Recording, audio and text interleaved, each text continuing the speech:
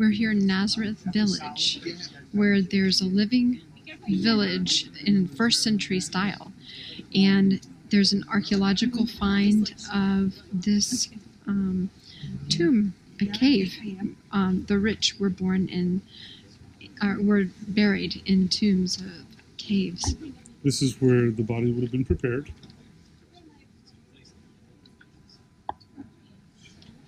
And you can see the huge stone that would have been extremely heavy to move.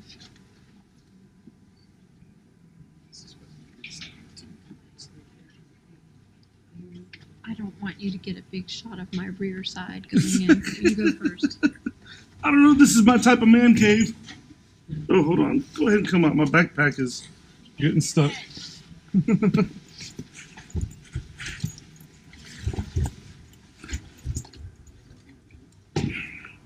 So the body would have been prepared and brought in here. Now, if you'll notice, I don't know if you can see with the low lighting, there's these little niches that are carved into the sides of the caves. So in Scripture, when it talks about that, and then they were gathered unto their fathers, what would happen is after a year would go by, the families would come back into the tomb, all that would be left is bones, and they would gather the bones and put them in the niches with the fathers, grandfathers, and the family lineage. So that's what it means, the Hebrew idiom of being gathered unto their fathers, 1 year after death.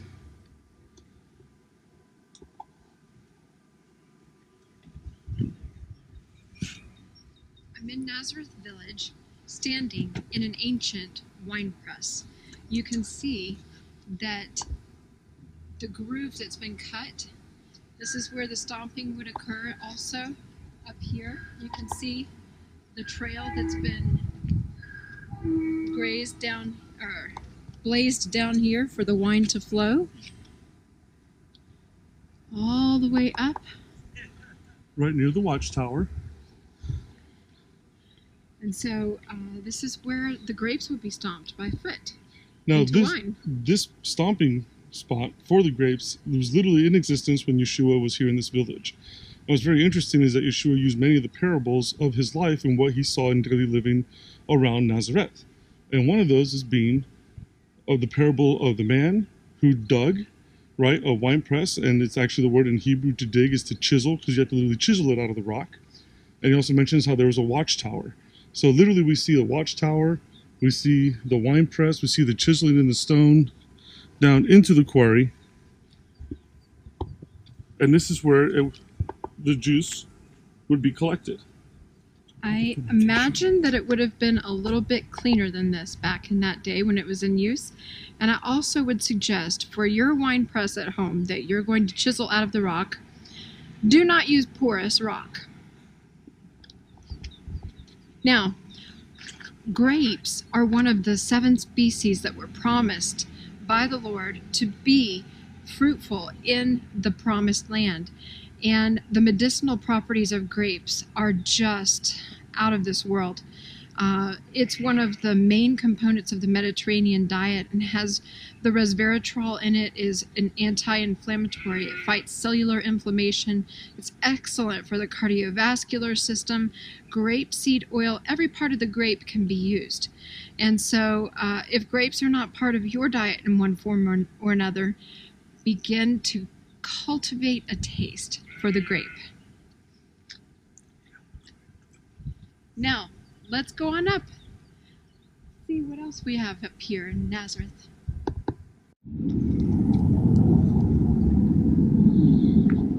So a lot of these villages, when they were first established, the roads were actually roads that the donkeys, like our little donkey friend over here, there were paths that the donkeys carved out. Now, donkeys always take the easiest path when it comes to mountains. So you'll notice a lot of the streets, even today in modern Nazareth, are very twisty, turny, angular paths. The same path like the one that we're going to take up here. Now, back in biblical times, a street was built based on the width of a donkey and the load it carried, which is why we see so many of the, in the old cities, the streets are very narrow. Now here you'll see a winding donkey path that the archaeologists have found. It takes us up to the olive press.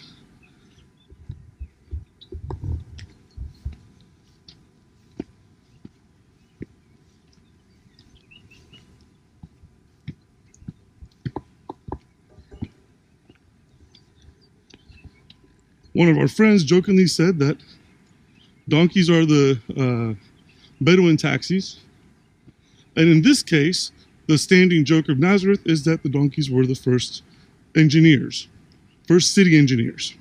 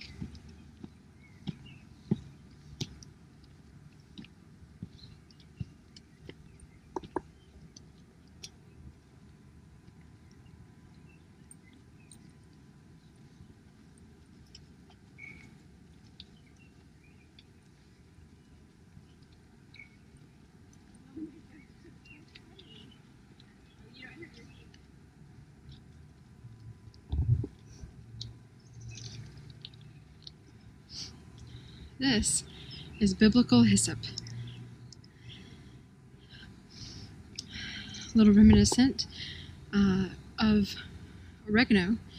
So when scripture talks about cleanse me with hyssop and I will be clean, and when they used hyssop to sprinkle the blood on the Ark of the Covenant and on the people, this was the plant. And as you see, it grows low to the ground. It's reminiscent of humility.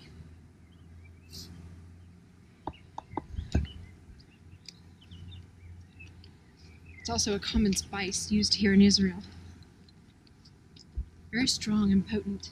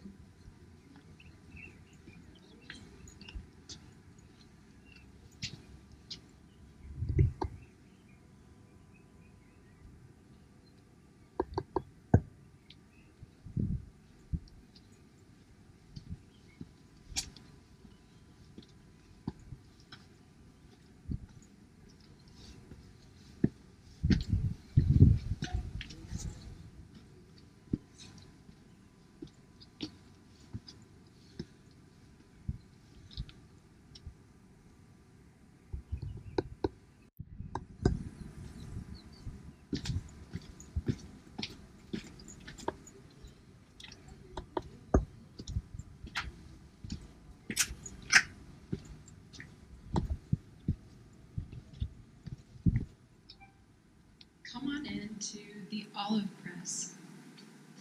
This is where the olives were placed, and this huge wheel was turned, and this stone wheel crushed the olives. They were put into this basket over here. This is the ancient method of natural olive oil extraction. So these took up, at the beginning of the season, they were very dry. And so the one who owned the olive press, which was usually one of the rich men in the village, would first press his olives so that the dry baskets would absorb the olive oil, so that the poorer people in the village, when they pressed their olive oil, they would not have to be spending their olive oil on the baskets that would soak up some of that oil. So it was a benevolent thing, and it was a fair trade.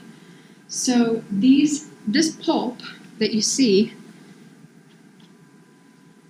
on the edge of the stones would be gathered into these baskets, placed in this basket, and these baskets would be taken over to this extraction device. Placed down here,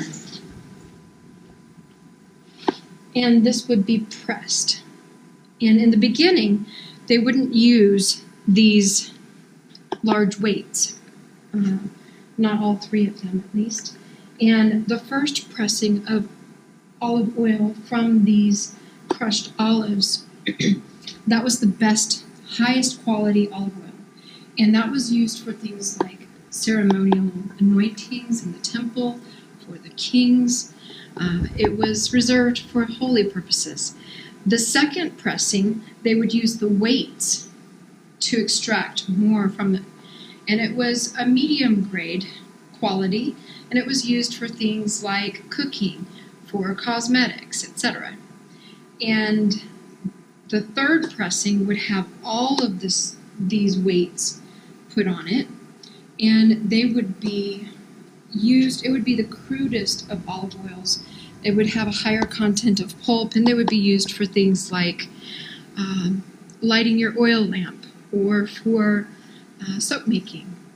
And even the leftover marc is what we call it, M-A-R-C, the marc, which is the pulp left over from the crushed olives after you extract the oil from it, they would be used to light fires with because they still had a good deal of oil.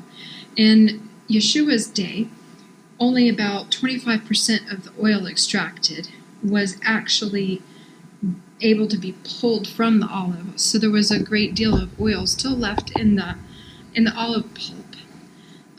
Nowadays, they're able to extract almost 100%, but there are chemical methods of olive oil extraction. Stay away from it. This is the good stuff.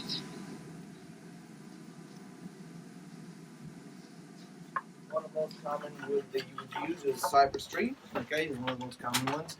Building. Then it would have a layer of cane to support the structure, and then 3 layers of mud. So they had mud roofs, and you would usually replace that after 3-4 years.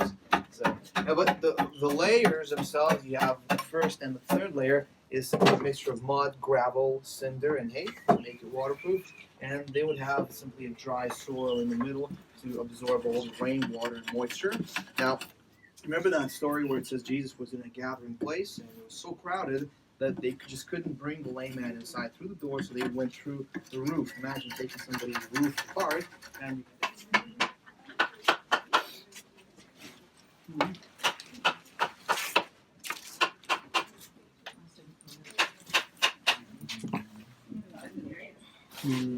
I'd put to have it online. everyone say hello to Hannah. Hi, welcome. And you saw our sheep. Actually, all the wool that we sheared in about April before the heat comes here, and it's washed and dried. And the next stage, when they start working with the wool, is to give it more volume and extract all of the impurities. So usually they card the wool, and then usually small pieces will be turned into yarn, like the ones here. And these are natural colors of the sheep. So usually at this stage, when they're still working with the wool, you have to decide whether you want to color it or not. So this is the natural color. But let's say if they wanted to dye the material another color, so for something like this, they use nutshells. Okay, so they would simply boiling the nutshells in water, then allowing the water to cool off. They would take white wool, put it inside so that it soaks up all the color, and then they would use grape vinegar to simply settle the color on the material. For this color, they used onion peels. Okay, you see the more you boil, the stronger the color. And the same basic process. Any idea what they were using for a color like this here?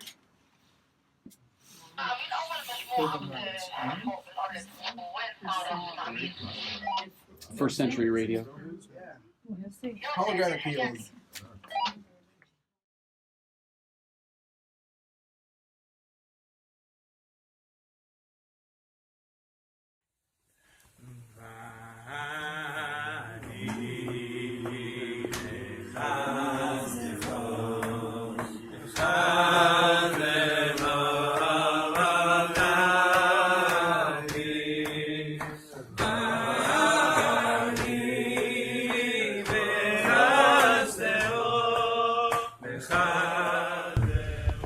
Like there's a piece of this Italian or this Malek stone right here. I don't know if you can see this. If you hit the tilt on it, Anyway, so this is very much like this part of. Never mind. That's Chinese Malek. Stone. Styrofoam. So, never mind that piece of useless historical information. We will continue with our journey. So love is a theory, a philosophy, an idea, a word, but it's also a sound, and this is the sound.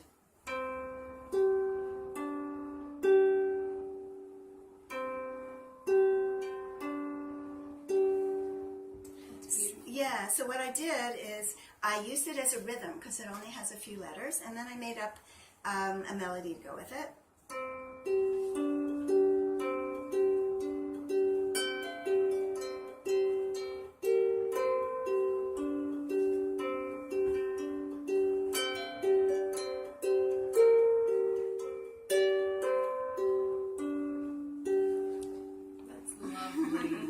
Yeah, exactly. Lovely.